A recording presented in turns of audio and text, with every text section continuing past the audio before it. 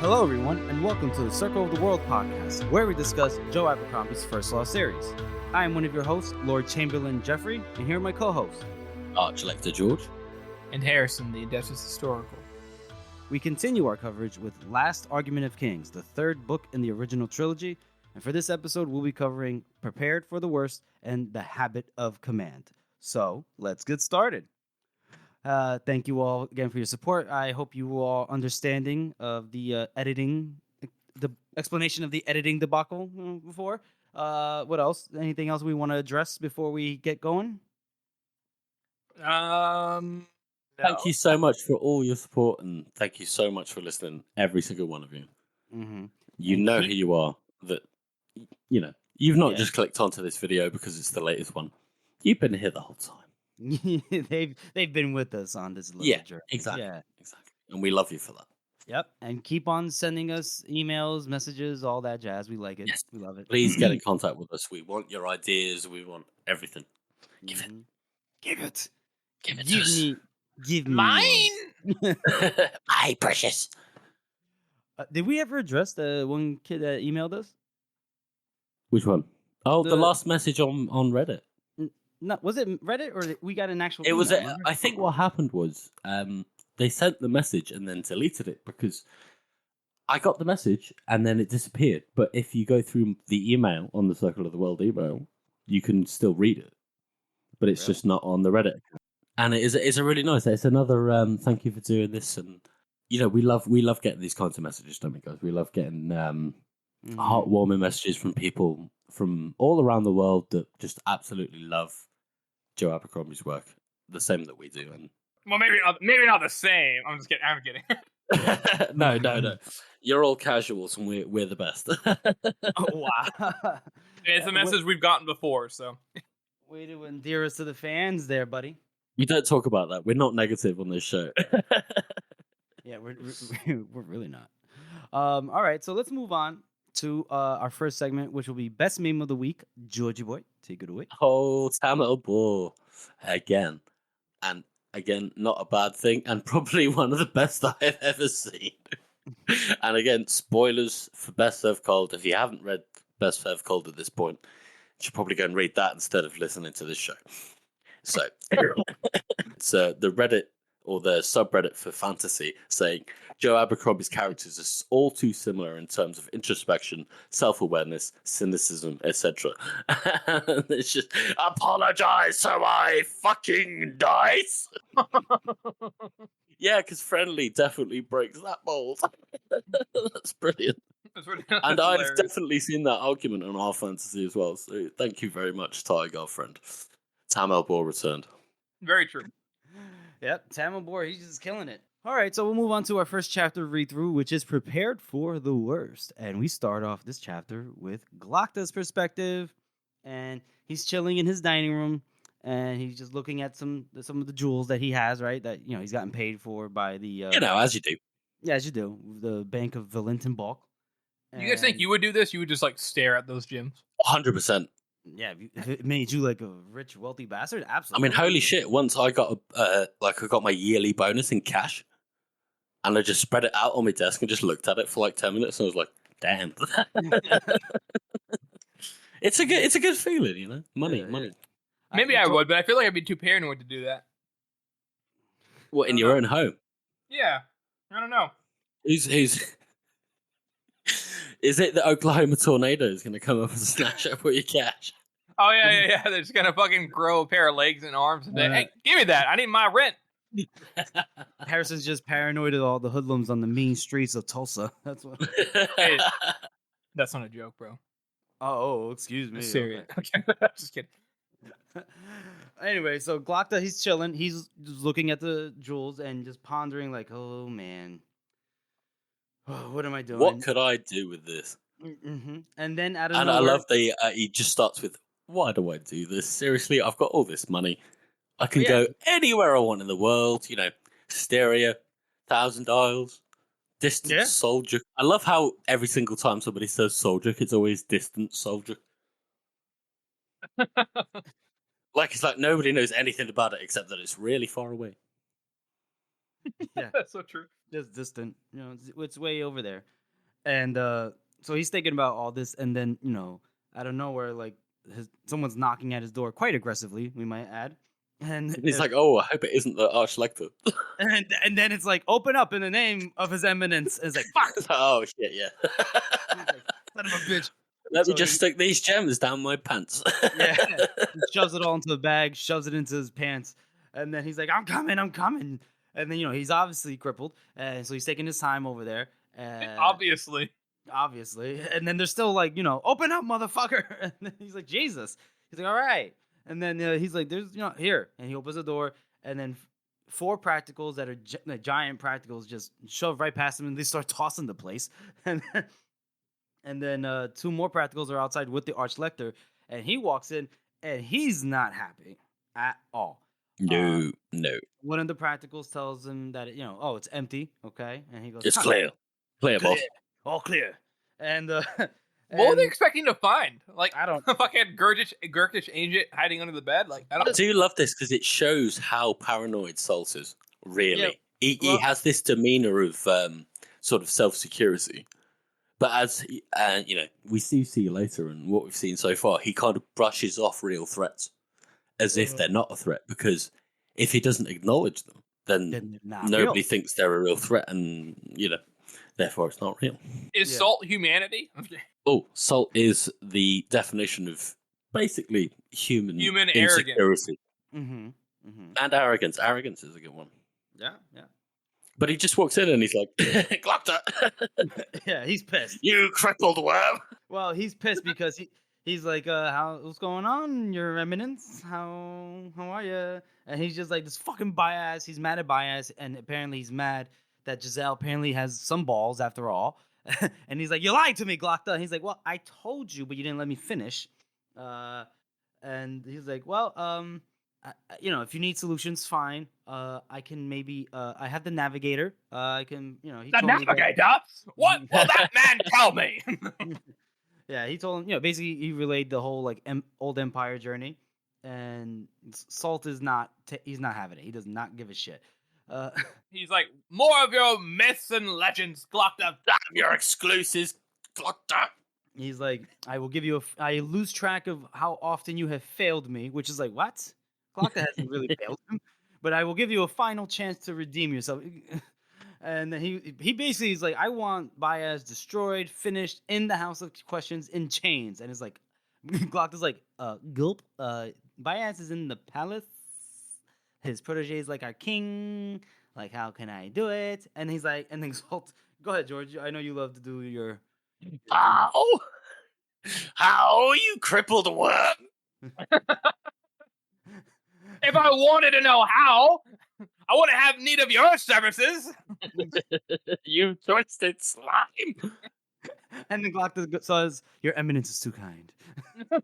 I love how Pacey's voice acting here too is like, your eminence is too kind. And then he just goes, but even then the lowest dog needs a scratch behind the ears from time to time, or he might go for his master's throat. And I love how this is literally the first thought of Glockter's that is rebellious. Mm-hmm. Like, he never thinks once that he has to overthrow the Archlector or he has to go against him until this point when he realizes how badly he's being abused. Yeah. Yeah, this could be. This is what it takes. This is what it takes. It takes the fucking Archlector knocking his door down, searching his office and shouting at him for him to go, yeah, maybe this is an abusive relationship. Yeah, and so, Glockta promises to get to the bottom of it, even the story of Carmi Dan Roth, to see if she really is the mother who bore a royal bastard and all that jazz. And Salt isn't really confident. He's like, if only. And so then we have a little bit of a time jump. Glockta goes down to the House of Questions, and apparently it's quite busy because there was a demonstration of supporters for Brock, and they called it a demonstration. The Inquisition calls it treason. So, Tomato. yeah, Sounds like the UK currently. yeah, basically. And so he meets Severard, and he's like, "Alrighty, so we need some eminence. I'm not. Wait, take that out, George. That was dumb as We shit. need your eminence. We need your eminence. we need to go and investigate the first of the Magi and his companions. Salt wants information, and Sephiroth's like, isn't he like cool with our new king or something? And he goes, that's why you got to keep our eyes on him. And Sephiroth is like, okay, but what are we gonna do? Who are we gonna follow? Who are we gonna interrogate? And Glocta goes, what about that woman they were with? Because Nine Fingers isn't around. The Kwai is always with Bayaz. And Giselle, and Sephiroth immediately goes, you mean like, the Turkish woman? that brown bitch? And he's like, yeah, she's still in the city, right? He goes, do I have to find her? And he's like, and then Glock goes, what, you scared? And he goes, yeah. With other people I'd rather follow. I love this little subtext that, obviously the practicals all talked, surely. Right, so yeah. he's heard this story about these two fucking mad people that ran around and fucking beat the shit out of all these guys, and he's just like, you want me to follow her? Do you think they have like a break room in the House of Questions? Absolutely. And they go to the break room and they're like, man, Jeffrey's looking kind of rough. Oh, I heard he got into the fight like with that Northman and the brown bitch. Like the brown bitch. Oh man, she's a legend. They just like it gets spinned away into some kind of crazy tale. There's just a muffled scream of pain in the background, and everybody just ignores it. Oh my god, that's brilliant. We should do a skit. The practical break room. Yeah. I love that Glocta basically gives all of the punishment that the Archlector has just given to him, and he passes it straight down to Sephiroth, even word for word.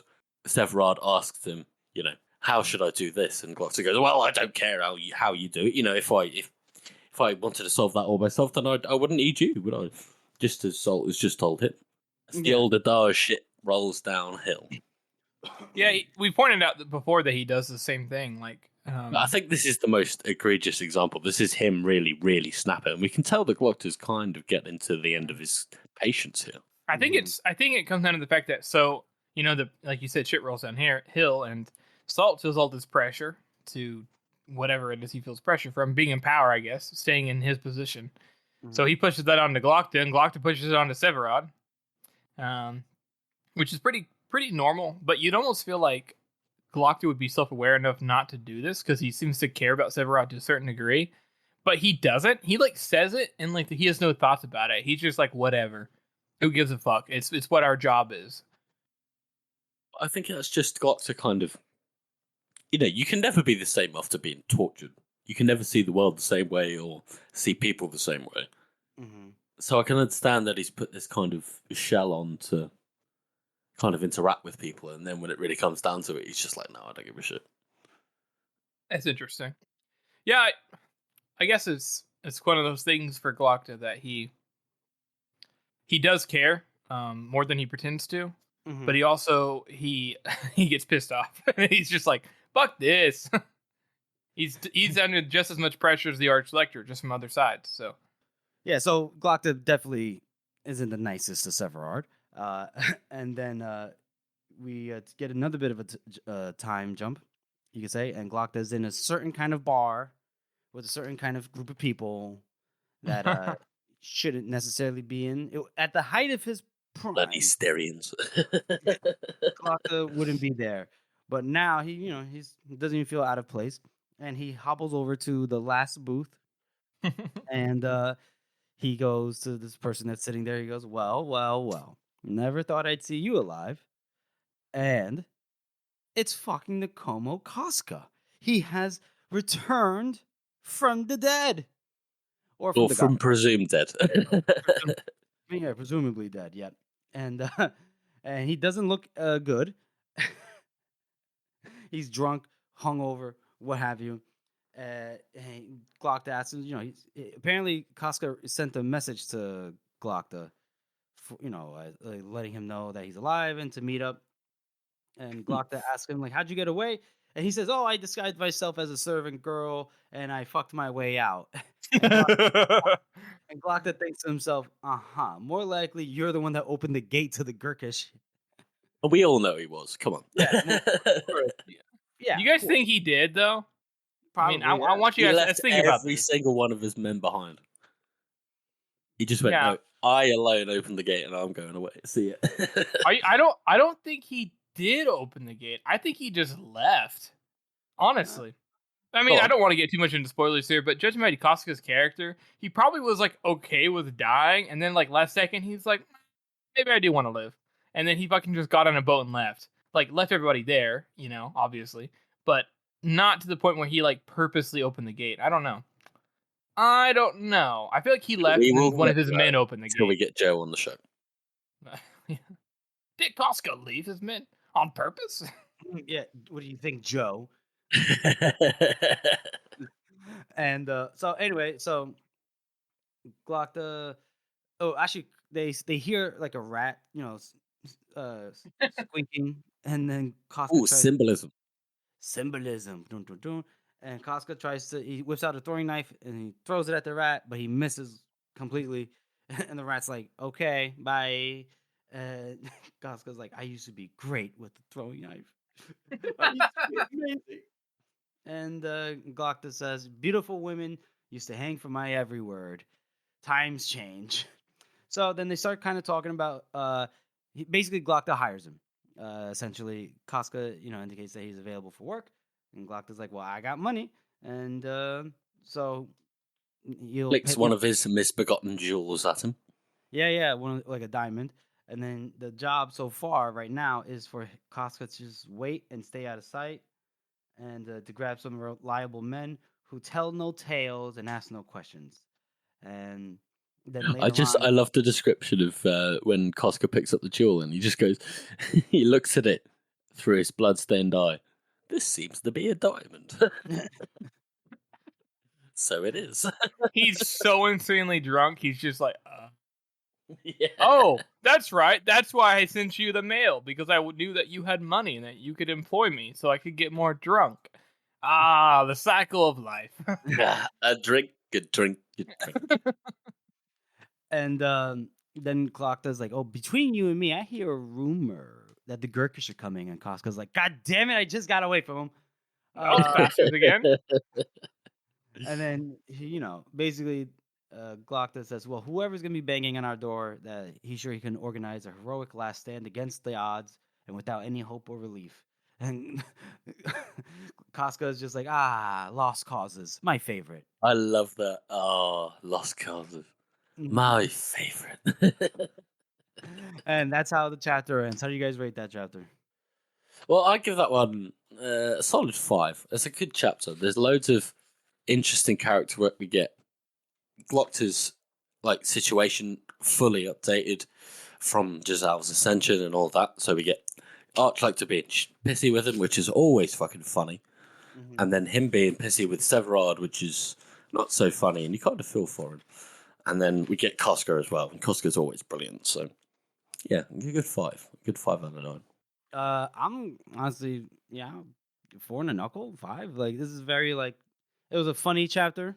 Some funny stuff here, but I don't know. They didn't do too much, I guess. I guess it's this little moving parts. Like, okay, Glockta's feeling the heat from Salt, and so now he's got to make moves. With Severard and also with Casca. This is probably just stuff to as backup plans or what have you. I mean, not much happens. So I think 4 out of 4 and a knuckle for me.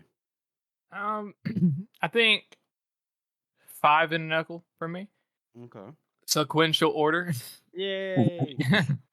Because this is like a really heavy plot chapter, but not a lot goes on with the characters. It's like these events are happening. But I do like that there is character work, just it's very subtle for all of them. The pressure, the noose is tightening. I feel like that's what this chapter should have been called, because everything is starting to get a bit more tight. Because Archlector is now put pressure on Glocta, which puts Glocta in the more precarious position of, oh my god, now I got to worry about the banking house of Alan and Bulk. So he tells that to Severod, and Severod is like, I don't want to do any of that. And then Glocta does the same thing that Salt does to him. And it kind of makes you wonder, if Glocta's got all these things going on, wonder what Severod's got all going on. Because, we're used to seeing him as a side character. But, we all have lives to live. If you put pressure on somebody, you don't know what kind of consequences there's going to be.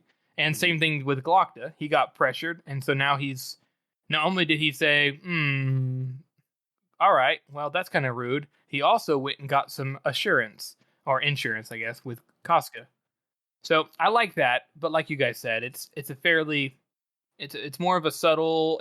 It's a subtle in the characters, more heavy in the events, but more just moving everything forward. So I think it's pretty average. Overall, I think that's really interesting about Glocta chapters, that Glocta chapters tend to move plot forward. And very rarely other characters do. The plot kind of just happens around them. So now we'll move on to our next segment, and we'll be doing the community interaction segment now. Go ahead, take it away. So, I thought I'd take a time to just talk about our statistics, because Buzzsprout offers us some really nice statistics about down to what IP address all of you guys are listening from. That's right. We know your IP address. That's right. I am the art collector, and I will watch you from afar through the spreadsheet that I've got up on my computer. In a very appropriate way. Exactly, 100% legal. So we can see that most of you guys are in North America. A whole 10,000, 60% of our downloads are from North America. Hell yeah, America, Canada, Mexico, all the Central Americas. Fuck yeah. Yeah. America, baby. In fact, looking at the cities, there is actually a whole 2% of our total downloads come from a town with less than 1,000 people in it. How the hell do you know that? Because it literally says our cities on Buzzsprout. What city is that?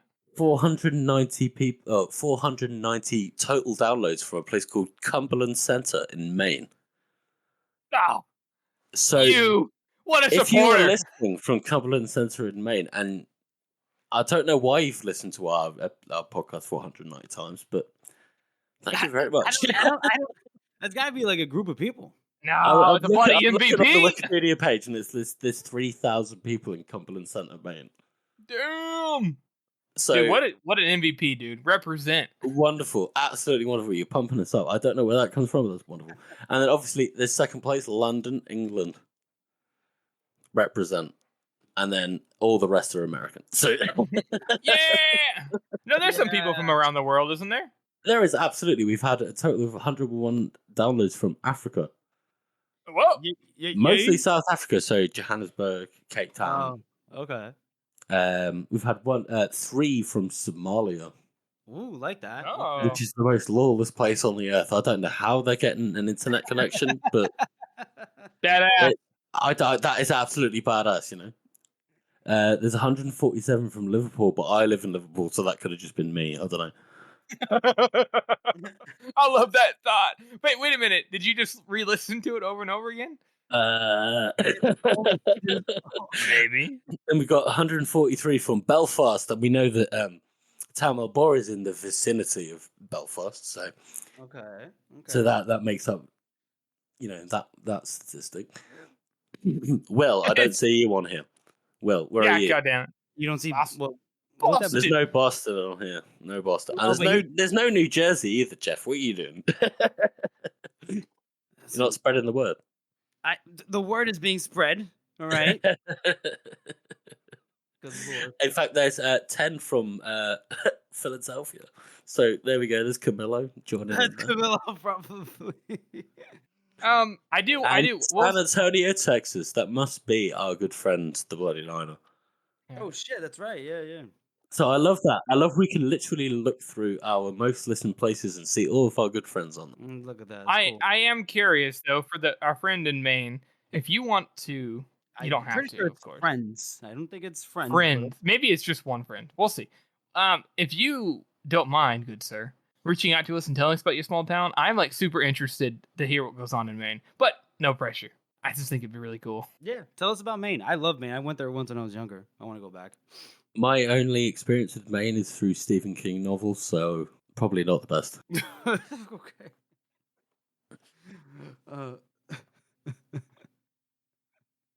In other Okay. news, In other news. So that concludes our community interaction segment. So George, thank hang you on, George. from everyone all over the world that has been listening this entire time. We love you all, and if anybody's made it this far through this episode, thank you so much. Send us an email, please. Yeah, thank you. Really Thank do you, appreciate George. it. But we're not done with the community interaction segment yet. No. Okay, We were go going to ahead. cover the fighter bracket a little bit on Mhm. Reddit. Oh, I actually haven't heard this, so come on, give us the results. Ragga. So, Sour. I am actually shocked by this. Hang on, hold up, wait a minute. Hold up. So between Mm. Star Nightfall and Down. General Ganmark won, which we called, right? Between Don't tell me Sanda and Gamma Glock. work. Don't tell No, me he Gamma did. work. He did. What? The Wait, beat? Gammark beat who? Star Stour. Nightfall. Stour? Yeah. Wait. Show me the bracket. Show me the bracket. Oh my. Yeah, get it up. Pull it up. Pull it up, Yeah. Jay. Pull it up. Pull it up, man. Send The it to me depth right is here. historical to your job. Click, There click, we click, go. click, click. All right. I'm in. Okay, so Gammark beats Stour. Okay, I can see that. Oh, hang on. 3 trees beat Sanda and Glockta. What the And fuck? Prime. That's I bet weird. that. No, I'd absolutely get that. You get that? I don't. Yeah. Have you seen the? All right. Okay. This guy is described as having a shield that's like 3 times as wide as he is. Okay. So this guy can literally just run at him because he's like 3 times the size of him. Crush him but- with the shield against a tree and just kill him instantly. Yeah, but Oh there's- yeah, just instantly. Like yeah, He's just huge. Yeah, but but 3 th- trees can teleport. I'm I sorry, forgot but about that. no, we have never seen a single example of a Union person taking out a Northman in Wrong! each of their respective fighting styles ever. Brimmerdan Gorse uses 2 fucking steals, yeah, bro. but it's been clearly defined that he doesn't fight the same way that the rest of the Union does. okay, but all right, hold on. We're talking about the prime, and like just running at a guy with the shield is not going to do anything. All right, you know, so footwork. Well, you've clearly never been hit by a shield. Have you? I've yes, tried. yes, I have. Fuck. Hang on. Especially that metal bit in the middle, it hurts. All right, hang on, guys. Hang on. Let me go to the poll here. So I think judging. Okay, if Ganmark can beat Stour Nightfall, yeah, 3 trees in his prime was obviously a beast. But at the same time, like if Brimmerdan so listen, Brimmerdan Gorse is said like Glockta's pretty self-aware. He was like, that would have been an interesting fight for me to fight Brimmerdan Gorse. Yeah, because he's the first person that's ever fought like that. He's the only one that's ever got. And they all say to him, all the Northmen say to him, you could literally be a Northman. So he fights like a Northman. Yeah, Whereas all of the other Union fighters fight like, fencing style. I think when they say sportsmanship and all that. I think when they say you could be a Northman is like more like the ferocity, the intensity of how he like that which he fights though his like the whole. No, but you can see it's the style as well. Like in the fight with Giselle in the ring, he's not doing jab jab jab. He's going slash slash bang bang. Sure. Which is Northman, Sure. Well, yeah, but he could cut him up, bro. Yeah, but I'm saying Glockta, when what Harrison was saying is like he's musing about it. He's like, at his prime, he's like that would have been a sight to see, right? I don't think it's just because. Yeah, but do you not think he's overestimating himself in his own memory? No, I actually don't. Not maybe if Glockta was young, he would see Glockta. If you'd lost as much as Glockta had, would you not look back on what you had with much more greater reverence? No, because Glockta isn't like that. No. Glockta always looks at himself as himself. If he looks back, he's looking at himself. He's thinking, yeah, but we only know that after he got out of the Emperor's prison. Right, I know, but what I'm saying is, if young Glockta was looking at Brimmerdan Gorse, he would have been like, I could beat you, let's fight right now. Older Glockta is like, this would have been an interesting fight. Like, it could go either way. Okay. Like, that's the way he's implying, like, yeah, I could beat him. That would have been an interesting fight. Right, and let's not forget, Rut 3 Trees, he's a badass motherfucker, right? One of the hardest names. But when people talk about Rut 3 Trees, they talk about what a great leader he is. Not necessarily what a great fighter. But they're gonna go off. I don't necessarily think that means he's not a good fighter, though. No, I don't. I'm not saying absence of evidence means he's not a fighter. I'm just saying you talk about Prime Glockta, that means greatest swordsman the Union's ever seen. Blah blah blah. Road Three Trees is like a man who does things the right way, the straight and narrow. He makes the good decisions. He can lead a charge, but you don't really hear people say Road Three Trees. He be splitting motherfuckers. Trick it. Gamut probably could trick 3 trees. You mean Sanding Glocta? What? Glocta could. I think what it comes down to is the poll agrees that thinks that 3 trees wins, and it actually was fairly close. But I will say, as a note, Glocta, no matter who you are, like if Glocta is renowned as the greatest swordsman the unit has ever seen, besides maybe Brumund and Gorst, I mean, the Brumund and Gorst and him must have been at least comparable for them to like be like, oh my god, Yeah. So I would say 3 trees won, sure, but like that's 3 trees. That's the tree huggers, the 3 trees huggers, 3 trees, trees. I'm trying to say like the tree huggers, you're like nut huggers. They're nut huggers. 3 huggers, 3 tree hugger. 3 tree huggers. 3 tree. So Krumaki, Phil, or Brumund and Gorst, we all agree Brumund and Gorst, no hesitation there. Friendly or Harding Grim, we all thought friendly, kind of, but no, except for I thought Grim. Okay, Yeah, I thought Grim Jeffrey. Okay, no, you said friendly. What are you talking about? You said friendly. George is a menace tonight. I can't handle it. George, you said friendly, bro. You were like arguing with Jeff. You were like, no.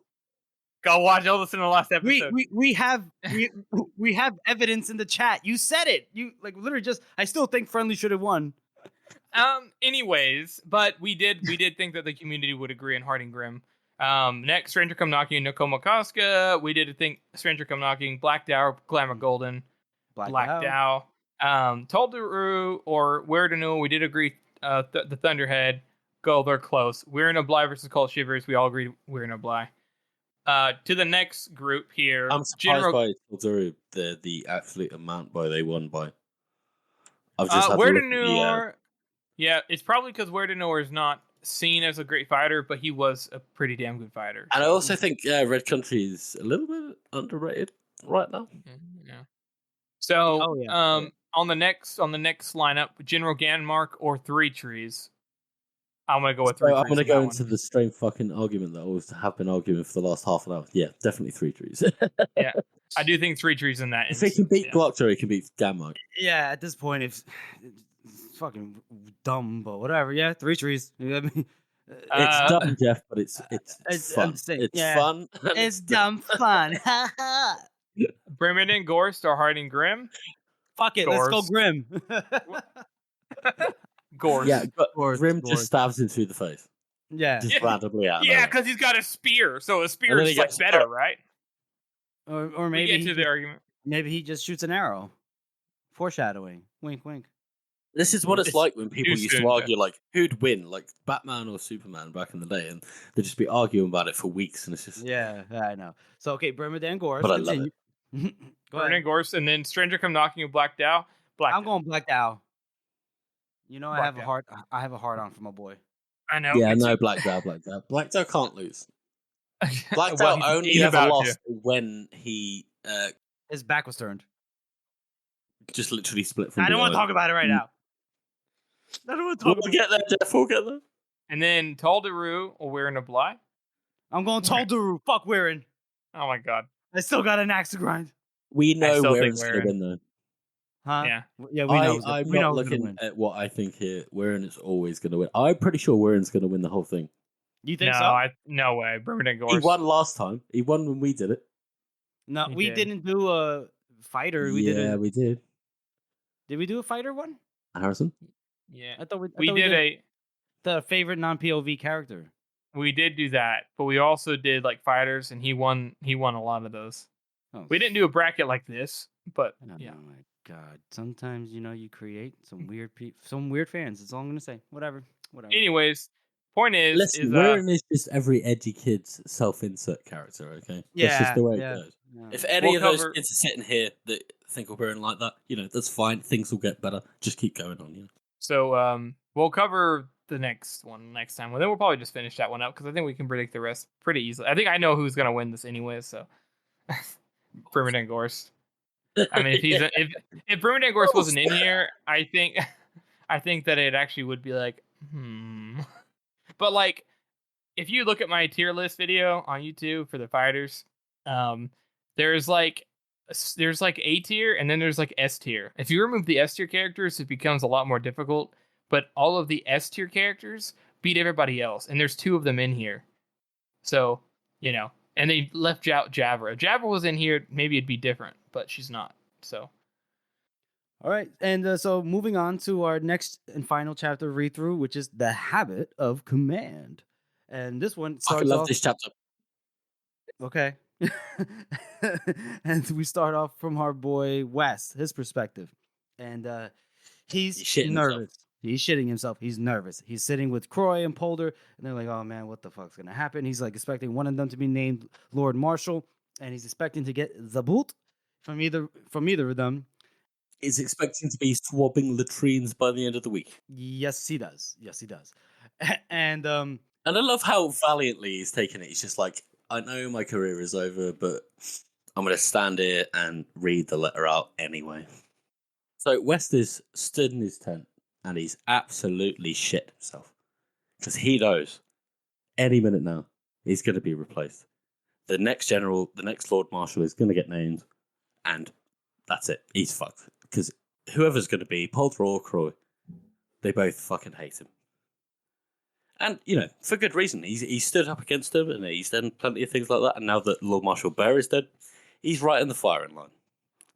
So he's sweating. He's taking extreme fucking detail from all the scenes. This is, I think, how Joe portrays this through his writing. Is that everything is super, super detailed, down to like the buttons on people's jackets and things like that. And it's just wonderful. Do you want to jump in, Jeff?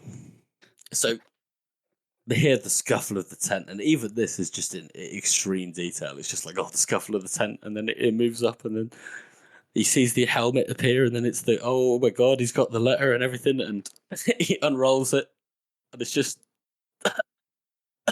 what the fuck? You okay? It says, Jazal the First has been named King of the Union. He just can't hold back.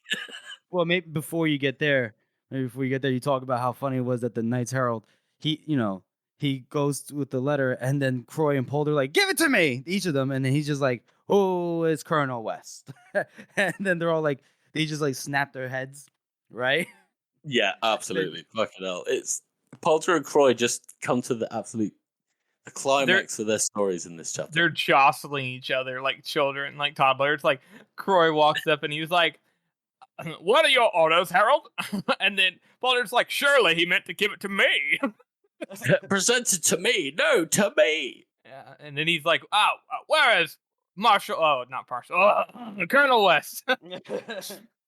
And, you as a reader, you can kind of tell, what's about to happen. But West is like more getting over the fact, like, he's like, West, Jazal is the king. He's like, oh, of course. Why not? He always thought he was better. Now he actually is. And then, go ahead, George.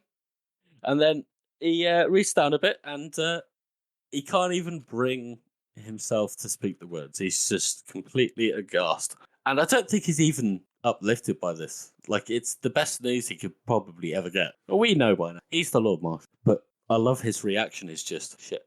Oh, God. What the fuck have I got myself into? And he just hands the letter to Polder, and Polder's like, no, it cannot be. And Croy's just like, this must be a mistake. Oh my god, this is, if there is a punchline to a story, this is the punchline to Polder and Croy's, like, kind of rivalry through this all of before they are hanged, and all the way up till now. And it's just like, oh god, yeah, fuck you guys. It's like nepotism working against them for once. Dun, dun, dun. How does it feel, bitch? Oh yeah, and then the Knights Herald, he's just like, all right, Lord Marshal, because I knew about all that. I know what's in that letter. Bye bye. And I love how that's how it's kind of like confirmed. Is the Knight Herald turning and going, my Lord Marshal, and he's like, yeah, okay. Yeah, great, yeah. And then my absolute favorite scene. So we have a time skip to West sitting alone in his tent, and he's just sitting there, kind of introspecting about his life and how he's gotten to this point, and he kind of realizes that, you know, the only reason why he's here is because he pushed Ladislar over that cliff. And he calls Croy, or is it Croy first? Yeah, Croy. He calls Croy into the and we get a rare appearance from Pike here, which is lovely because we love to see Pike. He does say something interesting here too, and I actually love it, especially in hindsight. Don't want to spoil anything at all, but he was like, "Are we sure we can't just hang them?" He says that to West about Croy and Polder. Pike does like to hang things. Anyway, so Pike says this thing about the hanging, and it's pretty funny actually. When he mentions the hanging, like, West comes back with a very serious point that soldiers really need somebody that they know to lead them. Otherwise, you know, it's just pointless, and they're more likely to do what they did at the Covenant and just run away. This is kind of this chapter as a whole is satisfying for that same reason, George, because you're like, we're finally getting to see all of what West is come together into something that is good, and that's being a soldier, and he's at his peak in this moment, is one of his like peak moments.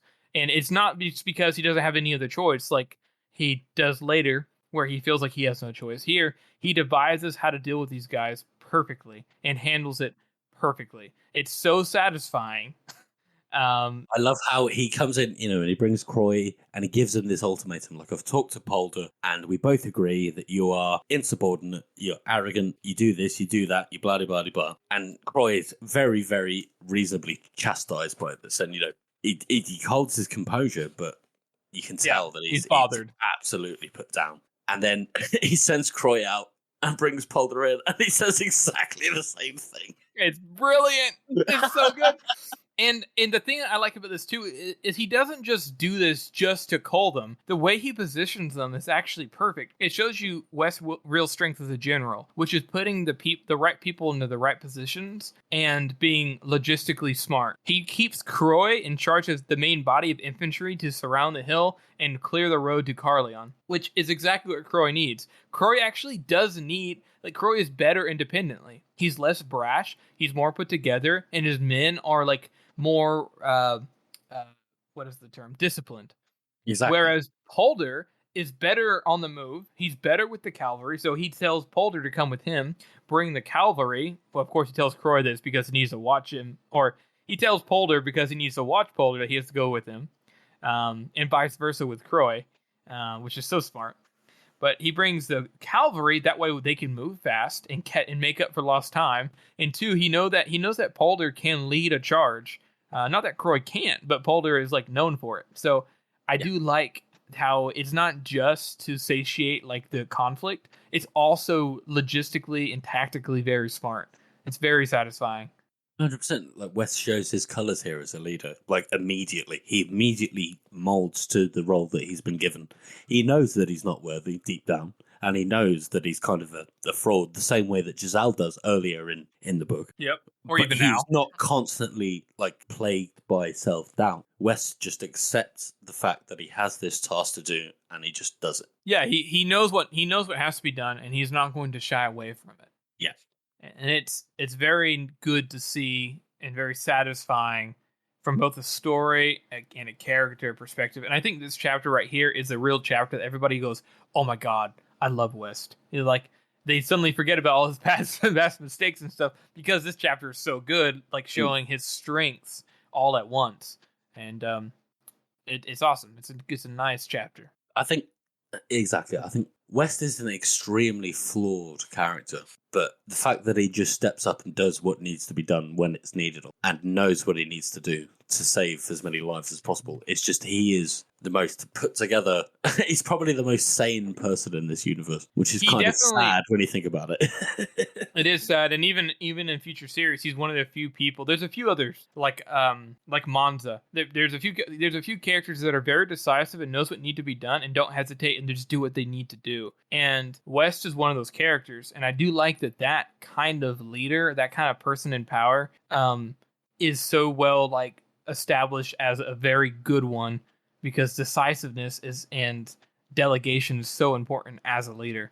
Exactly. I mean, and we can look back at this, and there's been a lot of historical revisionism, like in like kind of society, where we kind of step back and we think, well, this person was a bad person, but they did good things, and they did things that affected people in a positive way. Right. So do they deserve to be remembered for the things that they did well or the things they did badly? Yeah, it's definitely like it's the same thing with the author or the story, right? If the author is bad, do you think the story is good still? And I think you can separate the two. It's kind of like with Logan. If you think that Logan is only good, then that's not right. And you can't. You also can't think Logan's only bad. He's definitely somewhere in the middle. He's got good qualities, bad qualities, and that's why Joe's writing is fire. Exactly. We never. There's no true heroes, and there are no true villains in these stories. And if you read it like that, you probably need to go back and start again. No offense. If anybody is actually listening to this podcast and thinks that, I don't know, probably not. But I think that does conclude this very concise but very well put together chapter, does it not? 100%. Well, how would you rate that chapter, Harrison? What I would do? I think I'm gonna rate this. It was extremely satisfying the first time I listened to it. It's still satisfying now. I think I'm gonna rate it it's kind of harder than I thought, because I'm gonna go ahead and rate it an 8 out of 9, because I think it's just so satisfying to see Wes come into his own and be the person he was like kind of meant to be. And it's so rare in this story that even when you go back and listen to it again, like the overall story of the entire series, it's like just as satisfying to see Croy and Polder get put in their place. And when you see where Croy and Polder go, it just makes this chapter better too because of this instance. And it's just wonderfully well put together for such a very, like I said, a very concise chapter. So what do you think, George? I'd love to break the rules and say 10 again, but this is a 9 for me. You can only break it once per book, George. Technically, you're right. It got cut off. You already burned it. Logan's other, his middle finger got cut off at a stump, right? So technically I could do 9 and a knuckle. Son of a bitch. You're right. I could do 9 and a knuckle. This is the only chapter that will ever get 9 and a knuckle, because when I first read this, I was just blown away with... Because at this point, I always thought that West was this sort of... He was meant to be this sort of depressive and tragic character that just sort of spiraled into nothing. Because that's what Joe sets up. He sets up a violent past and just a complete series of failures, no matter how competent he is. Yep. And then when this just happens out of nowhere by pure fucking bold luck, it's just like, yeah, that's exactly how it works in real life. He's like, oh, I guess I'm in charge now. Oh, I guess I got to be a leader. Okay. And then he fucking steps up. I like it. I'll give this a 6 out of 9 fingers, just because just the comedy of this was so, like, I just enjoyed it so much. Just Croy and Polder, how excited they were. Then they find out it's Wes, and they shit their pants. Wes shits his pants for a different reason, and then how Wes plays them both against each other, which is that's some astute level of leadership there. Some, like, you say political machinations, all that jazz. So really well done on that part. So I'll give it a 6 and 6 out of 9 fingers. Do you find this chapter like hella satisfying to see like Wes deal with these generals and put them in their place? And absolutely. Okay. So we'll move on into our final segment, which is our character spot for this episode. And for this one, we decided to branch out a little bit and just show a moment of appreciation to the Knights Herald as a whole. Those guys, they seem like some swell guys, don't they? They're always like immensely tall, and like Pacey always gives them the voice of like, "My Lord Marshal, the King speaks." My Lord Marshal. I speak with the King's voice. And everybody's just like, yeah, I know. Everybody knows. Yeah, but at the same time, they're actually like really cool. There isn't. I can't think personally of an institution that is like this, which is basically where when the king speaks and has an order, it is carried out by a personal like guy who hears it from the king, who takes the letter or order, delivers it, and that person's letter is considered the word of the king. And no matter what, that order must be followed. I can think of this as it's sort of a medieval thing in a Renaissance setting, because we all know this. The Union isn't like medieval anymore. It's come out of that, and it's sort of like in semi-enlightenment phase. Mhm. Yeah. So it's a medieval tradition where you would give somebody your leave, basically, to do act in your stead. Right. But that goes all the way back to when the king would basically be traveling around with his court. So this is like a really, really old medieval tradition that has sort of lasted all the way from God knows when to now, and it's still there, and everybody respects it. Yeah, it's And they actually get mentioned so many times. they do, and they're Probably more than considered. any other sort of body except the Inquisition. Well, I would say they get mentioned actually the least because the Knights of the Body get mentioned quite a bit. But Yeah, now that I've said that, it sounds really stupid. no. But I do enjoy the Knights Herald because there's a certain amount of them, and they literally just go around and give the king's orders, and no one questions them. They just are what they are, and they're always these characters. You wonder how they're vetted in and how they're like hired, but like they're obviously recruited of like officers and soldiers of renown of the king's own, and they are like fully 100% dedicated. We'll touch base with it back later on in a more drastic event whenever they're actually counting their number. And I can't remember the number off the top of my head right now, but they're very few. But I just think it's very cool that, like, can you imagine being like, would you like to be part of the Knights Herald? And you get to like deliver messages of the king. The king is the king, you know, like you get to be the man. You get to hand the letters. You get to dictate the orders. And it's just kind of a cool concept that is not in a lot of fiction. That is true. That is true. I'd love to see a POV of one of these. Yeah. And the Knights Herald, too, as a final from my part, is the fact that, like, it's one of the few institutions that we see that really is just purely what they say they are. They are messengers in the voice of the king. They're kind of badass. They travel. They'll do whatever needs to be done, and that's it. They're not all corrupted and polluted and weird and shit. They just are what they are. That said, I would love to see a story that involves a corrupt Knight Herald. Oh, fuck you, George. I'd love to see it, but you're right. You're absolutely right. Joe corrupts everything. Why not this? Well, we haven't seen, I don't think, one corrupted, but we did see one like spill his guts to Artie on their ship when she was coming over. Remember, in the blade That itself. is true. And then Giselle was like, "What? Was that? What? Oh yeah, no, you're absolutely right. Sorry, I'll cut that The out. blade itself." So Yeah, absolutely. Yeah, when she was like, yeah, I was talking to Sir fucking whatever, and he told me everything. Because there's this sort of mythology surrounding them that they can't say anything unless it's with the king's voice, and it's like no, they're just like regular dudes, you know. I do like that, yeah.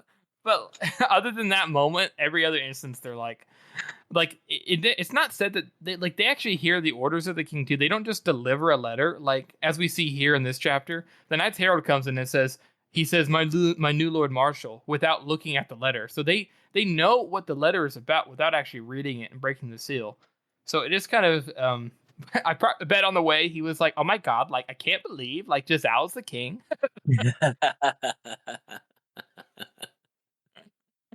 And as soon as he enters the tent, he's like, my Lord Marshal, the king dictates that you are. And Coulter and Croyd were just like, what?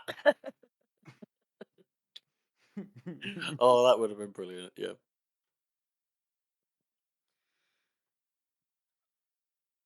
you guys want to say anything else about the Knights Herald?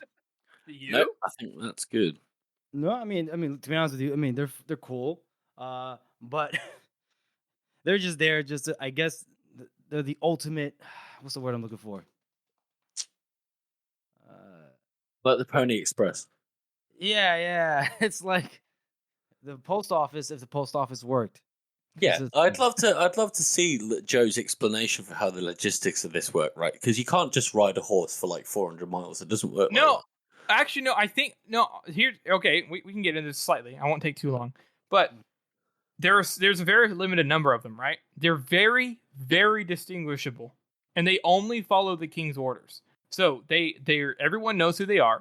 Mm-hmm. They have written letters. They go wherever the fuck they want. Period. If you say I have orders for a king, you're dressed as a Knight Herald, and you have a fucking letter in your hand, you are probably gonna get to go wherever you want. Oh, I need the fastest boat to England. Done. That's a good point, Harrison. That is a really And- good point. You can literally just commandeer. Citizen, I am commandeering your horse. Yeah, I think that's how they operate. In the name Because of the they- king? Yeah, and you fucking believe it because they have a winged helmet and everything. So you just do what they say, and there's a few enough of them to actually enforce that. So Yeah. Yeah. Well, you do gotta appreciate their style, like you said, the winged helmets. Like, gotta love it. it's bold. Which is the America. traditional messenger because it's a Hermes, yeah? The winged helmet? yeah. Oh, that's a good point. That's a good point. Yeah, right. Look at that. Look at that. Look at that. Look at that. That's a show, everyone. We want to thank you all for listening and supporting this podcast. As you all know, this is a passion project for the three of us, and your support really does mean a lot to us. Join us next time as we cover the first day and such sweet sorrow. And get involved with us on social media. We're on Instagram, we're on Reddit, and we are thecircleoftheworld.com. And if you haven't already, please subscribe to our podcast on Apple Podcasts, Spotify, Google Podcasts, or any podcast app. And please make sure to rate and review this podcast as it helps. Thank you all again for listening. Ah, Lost Causes, my favorite.